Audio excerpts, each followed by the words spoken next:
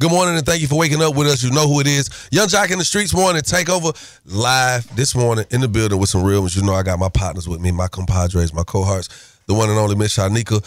Hey, the funny man himself, Shouter. And this morning we have some special guests. I really can't even call them guests because I guess we can't really call them guests. Do we call them guests, Miss Shanika? How do we properly introduce them? Because I don't know if I should say they're guests because we all here together. They live here with us. They govern the city. No, I'm saying, because I was going to say we got guests in the building, but are they guests? Because this morning in the building, live with us. Huh? No, because you know, it's like family. How do you call family guests? That's right. You know what I'm saying? This morning, live in the building with us, ladies and gentlemen, we have Mayor Andre Dickens. Yeah. And alongside of this guy right here, we also have Atlanta Police Chief, Atlanta's 26th Police Chief, Mr. Darren Schierbaum. Yeah. You know, some people don't clap for the police. I don't know why. But it's good that we can all sit here together cordially and make it look good because that's what it's about. So let's get into this, man. There's a lot going on in the city. Every day we're turning on the news, and there's a lot of gun violence that's impacting the city, and it appears to, at this point, it seems like it's being led by the youth. And we got to do something about this. So I'm reading about this whole new concept, Year of the Youth. Let's talk about it. Let's get right into it. Like, what was one of the most pivotal points that made you guys in the city decide, like, hey, man, we're launching this program and we're going to stand on it? Yeah, Joc. So, I'm glad to be here on Streetz 94.5 to actually talk about it because I know the youth and the young adults and everybody listens to y'all. They listen to this radio station, and to hear you say that you are concerned about gun violence and youth violence and that you are interested in the Year of the Youth helps everybody else say this is important and we need to really all chip in on it. Me and you and all of us grew up here in Atlanta. Yes. We grew up in the ATL, so we know what it's like to grow up and to still love on this city. And so what I want us to do is in a short amount of time, I want us to be the best place in the country to raise a child. If you get the designation that you're the best place to raise a child, people want to come here, businesses want to come here, families find it safe. But what you have to do is start on a path of safety. And so we've seen quite too often gun violence amongst young people as young as 12 years old, 13, 14. And we're just trying to give them positive outlets, things that they can do instead of having a gun on them, instead of committing crimes, giving them job opportunities, after school programs, making sure that, if they are lost or feeling some kind of way that they can't find a way out, making sure they have a mentor. So coming up, April 4th is 404 Day. April 4th in Atlanta, that matters because that's the 404. We want to have 404 mentors. So we want to ask you guys that's listening right now on this great station to go to atlyearoftheyouth.com, atlyearoftheyouth.com, and then you can sign up to be a mentor. We need a bunch of mentors for these young people so we can bring down violence.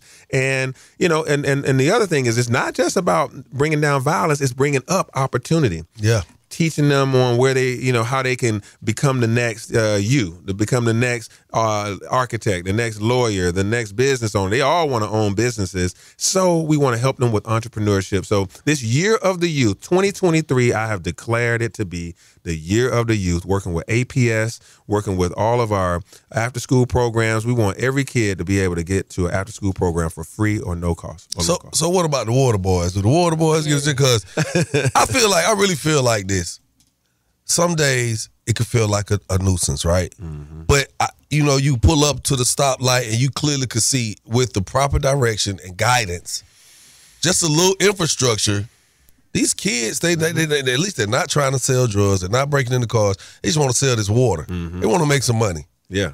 I mean, are there any incentives for these types of kids? Because we're talking about the APS kids and the kids in our neighborhoods, and these are clearly some of the same kids that are in the school, but after school, they're out here selling water. Is it anything in the initiative? Can they be a part of this as well? Yeah, I'm gonna let Chief speak about some of the things that we are doing, but we see the entrepreneurial spirit, and we want to utilize that for good. Everybody that's out there selling water isn't out there, doing it because they just want some fancy jeans. Some of them are actually helping their families. Right. Like this poverty is real. We have a lot of poverty in our metro area, and so some of these kids are selling whatever they can sell outside to be able to feed their families. And so we understand that, and we want to give them a positive way to utilize that energy, because darting out in traffic and you become a target as well. What we saw was, it used to be innocents, 12, 13-year-olds out there selling water, but then 18-year-olds was like, there's a 12-year-old out there with $1,800 in his pocket because he's been selling water for the last 6 hours, right? And so then they get jacked. They get their money taken. And then now the 12, 13, 14-year-old has to have a gun on his hip to protect his investment. So now we got an open, full-fledged situation there. So, Chief, you want to talk about some of the things that we do for the water boys and how we, send them to the At Promise Center? Absolutely. It's not a one-size-fits-all. As the mayor just alluded, there's a variety of reasons. A young person may be out there on the intersection. We first turn to our Police Athletic League. So we have wonderful men and women of the Atlanta Police Department that know that good activities around sports, around after-school activities, that is the number one crime prevention tool that we possess as a police department. So when we engage individuals that may be selling water, we introduce them to the POW Center, an opportunity for them. And then we also have our At Promise Centers, where a number of corporations and businesses and people that just care about our city come together in a common space to support young men and women, give them opportunities for career advancement, for tutoring. And so those are the first tools we turn to as a police department. Our handcuffs, we want that to be the last tool.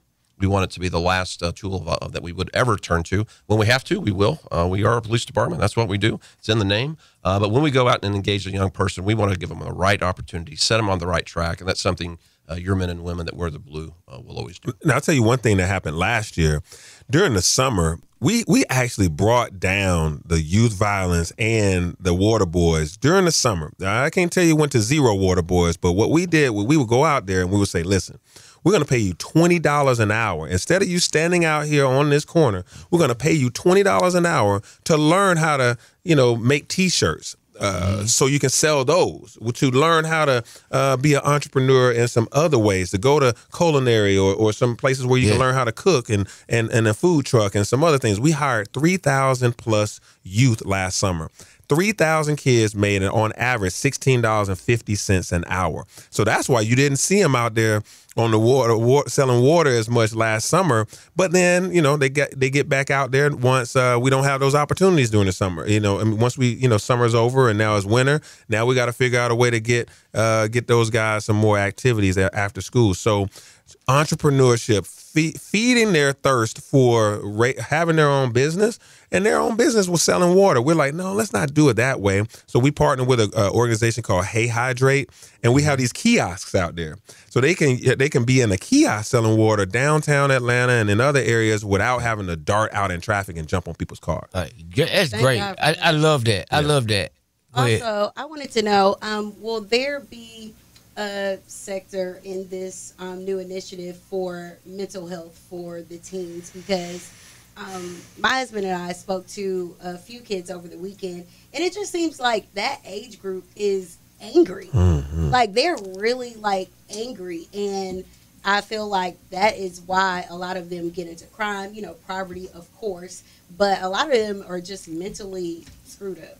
Yeah, you were right, Ms. Shanika. We all have to focus on our mental health. I think as adults now, we start to realize that we have to go to counseling. We have to talk to friends that we trust and talk to maybe a counselor, a pastor, or someone. Well, these young people are the exact same way. So we just gave some money to a nonprofit called Silence the Shame. Miss Shanti Doss, we all know Shanti. That was big time with LaFace Records and bringing about Outkast and others. But she goes out to the youth and holds, conduct sessions and talks to them about how to just decompress and how to, really de-escalate issues. And so the other thing that we're doing is we're about to send 400 kids through this Nonviolence 365 at the King Center to train you on how to, resolve conflicts in your school. Because there's enough people with the camera phone out when a fight is about to start saying, you heard that? Well, there needs to be a counter narrative, which is, hey, y'all, hey, be easy. I can tell you, what we don't want to do is that. Let's redirect that energy. And so Bernice King, the King Center, is helping us with a program to train not necessarily leaders like the SGA president of each school, but leaders that's like the homeboy that everybody look to figure out what we're going to do next after school. Yes. That is a leader, an influencer, trying to help your neighbor, your friend, your family member, your cousin, whoever down the street is also an influencer. So what you're talking about, Ms. Shanika, these young people are angry because jealousy is all over the internet.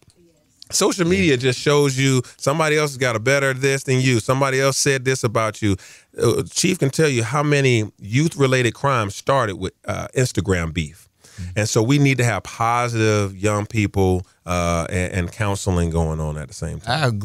I agree with that. I love all of that, especially for the masses. But there's a small number of young youth that hangs out at night, hangs out in the city, breaks into our cars, and they are from a really dark place. And there's a small number doing a big amount of crime. And I heard you guys propose a curfew when we would get all the kids off the corner or off the streets by a certain amount of time. Where are we with the curfew, and what are your thoughts, and how do you feel about it? You want to start it, Chief?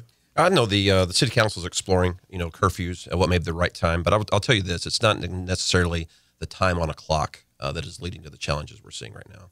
What we're seeing is a lack of support, adult support, around young people. And I think the mayor's call for Year of the Youth is engaging every adult, every individual that cares about their city to have a role in the lives of a young person. What we're also seeing is just the availability of getting guns.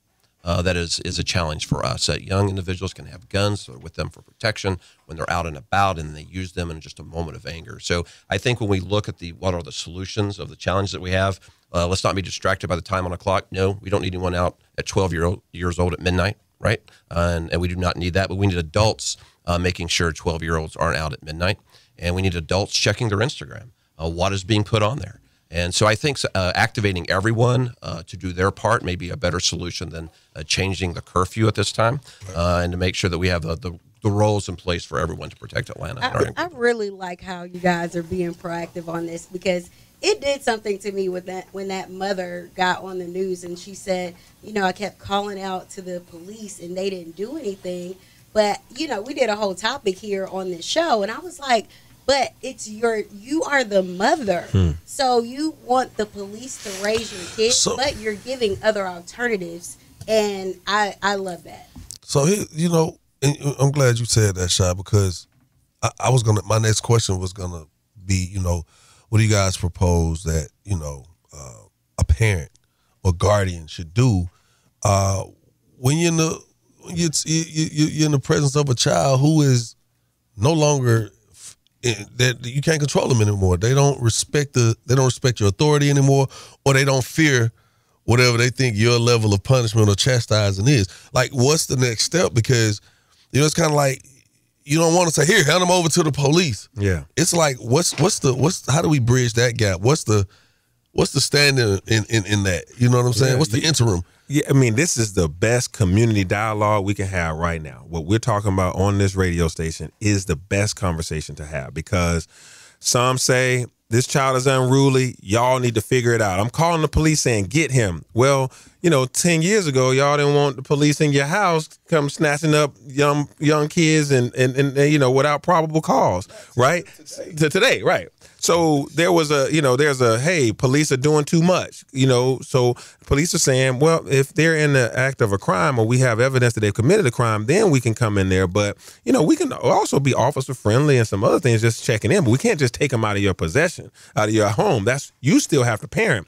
But then I am finding now that I've been mayor for a year and some change, these parents are now calling saying, we have moved from DeKalb County to Cobb County. We're in Fulton County now because she keeps getting kicked out of school. And I purposefully use she, because it ain't just he. Oh, yeah. It's he and she. Yes. She can't go to Pebblebrook no more. She can't go to Fed schools no more. And now, she's over here at APS, and APS is saying some things. So this child has determined that they're going to be a troublemaker. And the parent's like, I don't know what to do, but I got 3 others that I'm afraid that they're going to follow her model or his model.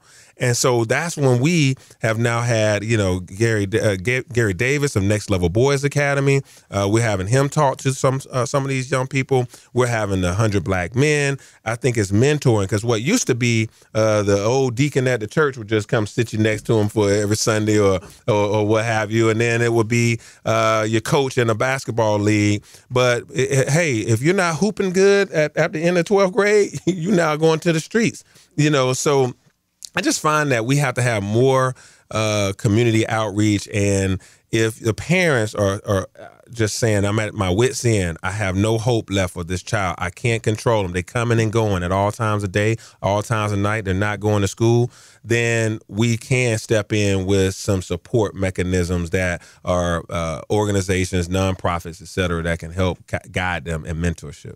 Yes, and I try to be a mentor. I tried mentoring each water boy off the corner, and I felt like my life was in danger. Now we have, I did. I was encountering little boys with guns bigger than me, and I'm trying to get on. Hey, lead them! Don't spit on them people, cause don't throw that. And it was like, so I say God got me to lead from a higher position, but I know that you guys are building a facility, Cop City, and what do you guys? I saw the people from Morehouse.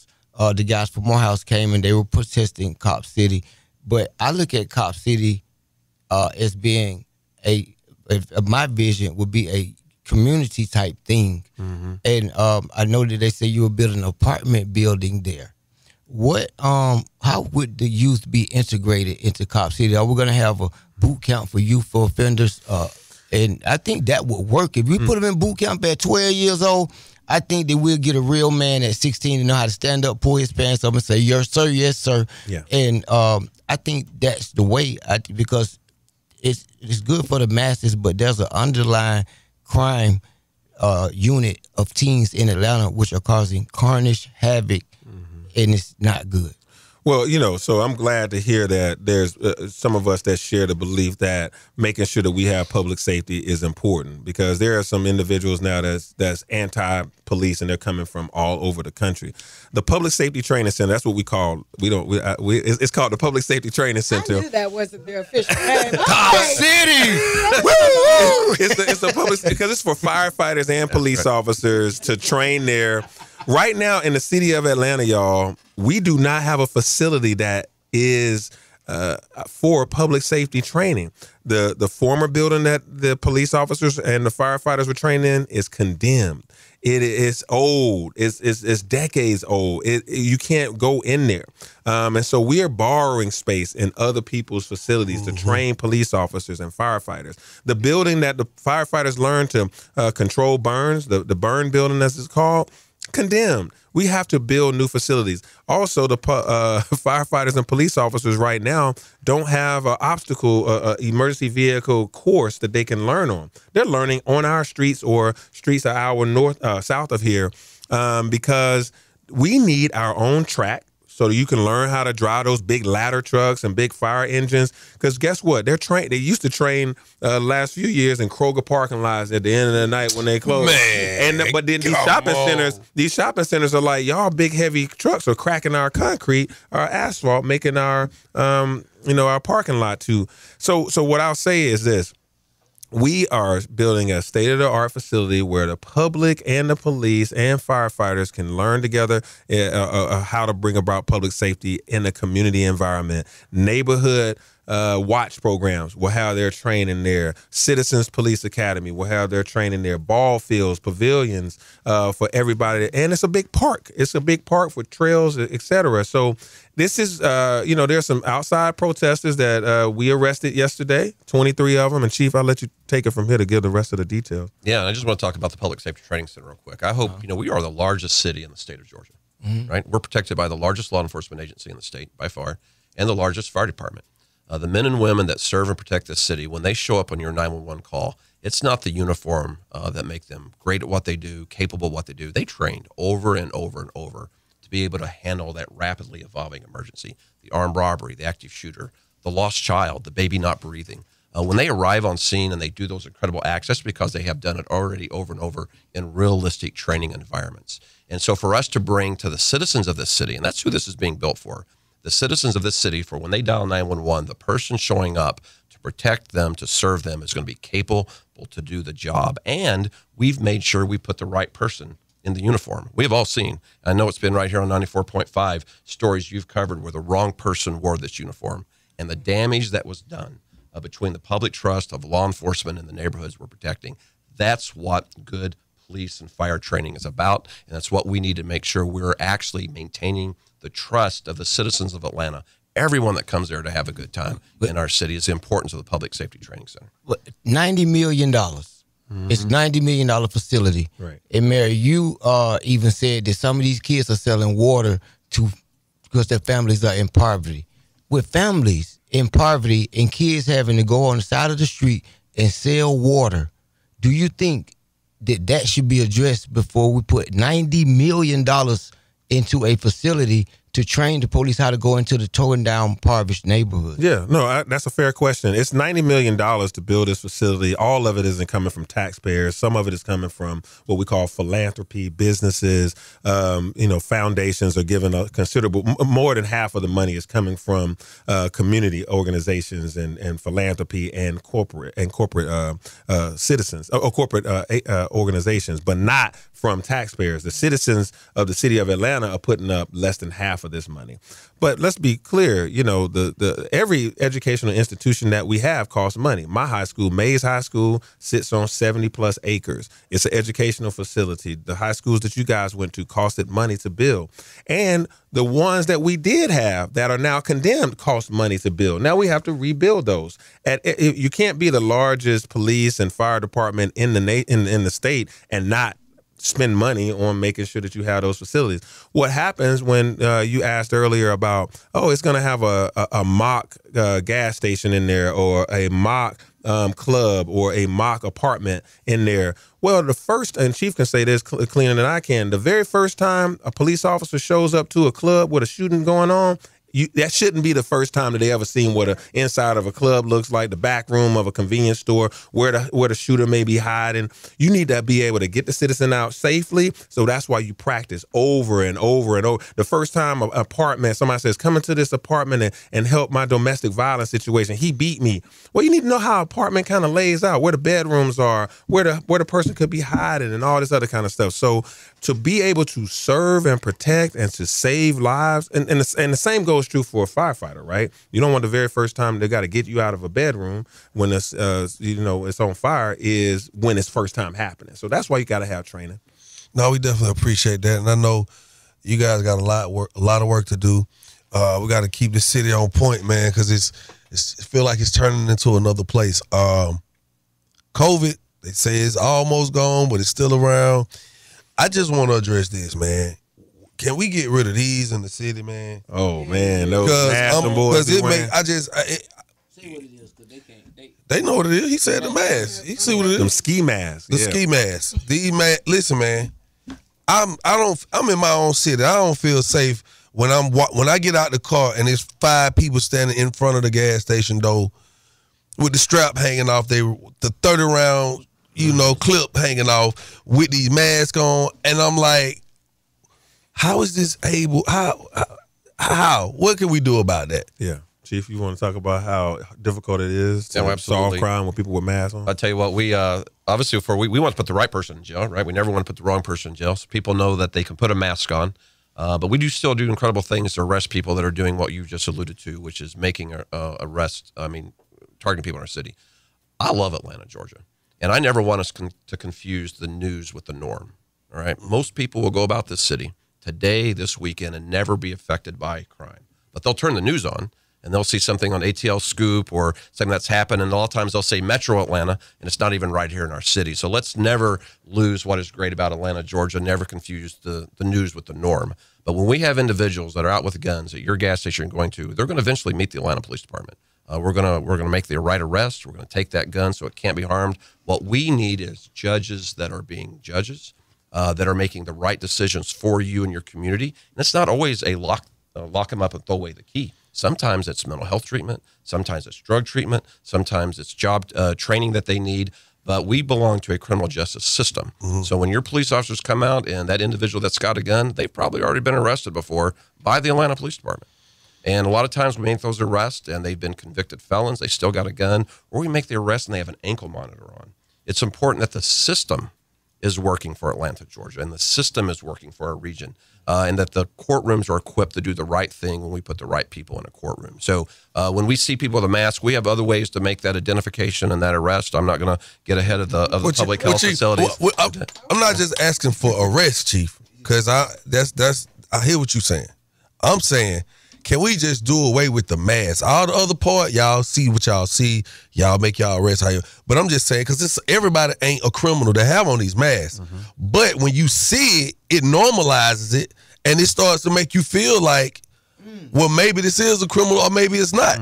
So now you misjudging the situation. And you don't even want to get out the car just to pump gas. Well, Jock, you're making a good point about just the perception of crime. Yeah, I'm not even talking about arresting. He went all the way down. Yeah, he went there once this occurred. I mean, he's trying to tell you that you can't hide, but we're gonna make more arrests. But you got a good point that people are, first of all, loitering outside these gas stations and convenience stores has gone too far.